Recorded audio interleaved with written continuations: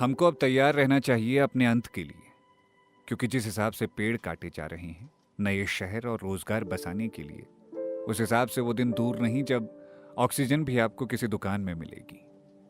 विकास की इस दुनिया में कितना कुछ बदलेगा ये तो पता नहीं, लेकिन इंसानी जीवन और मुश्किल हो जाएगा ये तय है। तेलंगाना सरकार कांचा गाचिबोवली के 400 एकड़ जंगल को साफ करने जा रही है।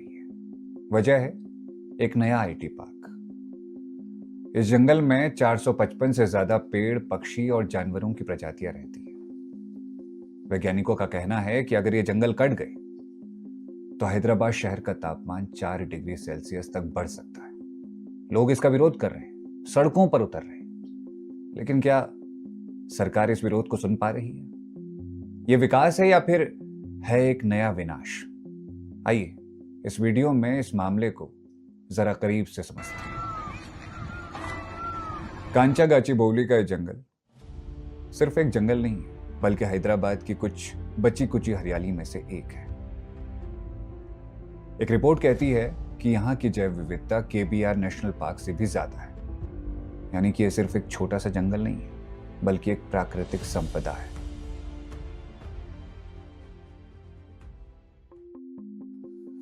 लेकिन तेलंगाना सरकार ने यहां बिजनेस और आईटी हब बनाने का फैसला कर लिया है। 400 एकड़ जंगल हटाकर यहां कॉरपोरेट ऑफिस बनाए जाएंगे। सवाल यह है कि क्या इसके बिना विकास संभव नहीं था?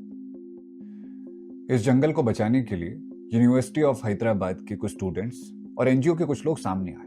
उन्होंने विरोध प्रदर्शन किया, लेकिन सरकार की तरफ से कोई जवाब नहीं आया, बल्कि 50 से ज्यादा स्टूडेंट्स को गिरफ्तार कर लिया गया इस विरोध को दबाने के लिए। कितनी अजीब बात है ना। जब कोई पेड़ काटता है तो उसे कोई कुछ नहीं कहता, लेकिन जब कोई उन पेड़ों को बचाने की कोशिश करता है तो उनकी आवाज को दबा दिया जाता है। सवाल है, आखिर क्यों?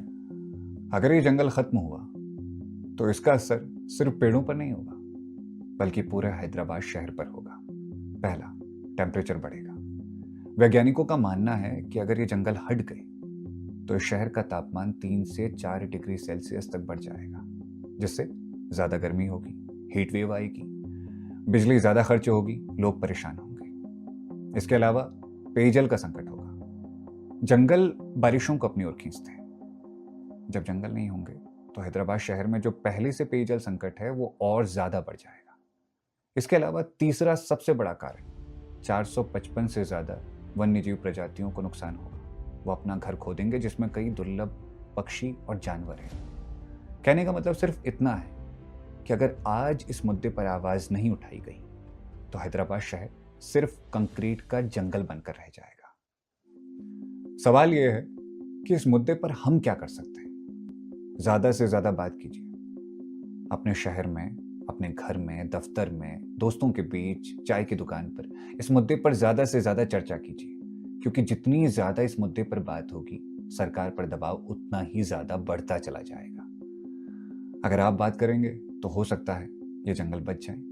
दूसरा, पेड़ों को लगाने से ज्यादा जरूरी है पेड़ों को बचाना। हर साल प्लांटेशन के नाम पे करोड़ों रुपए खर्च होते हैं, लेकिन पेड़ सुरक्षित बहुत कम रह पाते हैं। पुराने पेड़ों का बचना जरूरी है। अगर आप भी कोई पेड़ लगाएं तो तय करें कि वो पेड़ सुरक्षित रहें और बड़े हों। फिलहाल अच्छी खबर यह है कि जब ये मामला सुप्रीम कोर्ट में पहुंचा तो कोर्ट ने इस इलाके में पेड़ गिराने पर अंतरिम रोक लगा दी है और तेलंगाना के मुख्य सचिव को सुनिश्चित करने का निर्देश दिया है कि अगले आदेश तक कोई भी पेड़ ना गिराए जाएं।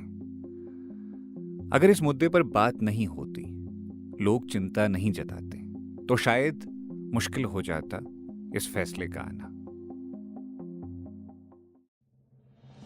हम अक्सर सोचते हैं कि एक अकेले इंसान से क्या फर्क पड़ता है, लेकिन इतिहास गवाह है कि हर बड़ा बदलाव सिर्फ एक आवाज से शुरू हुआ था। जैसे गौरा देवी जी द्वारा शुरू किया गया चिपको आंदोलन। अगर आपको लगता है कि जंगलों की कटाई गलत है तो इस वीडियो को शेयर कीजिए, अपनी आवाज उठाइए, क्योंकि अगर आज हमने कुछ नहीं किया तो कल हमें सांस लेने के लिए भी संघर्ष करना पड़ेगा।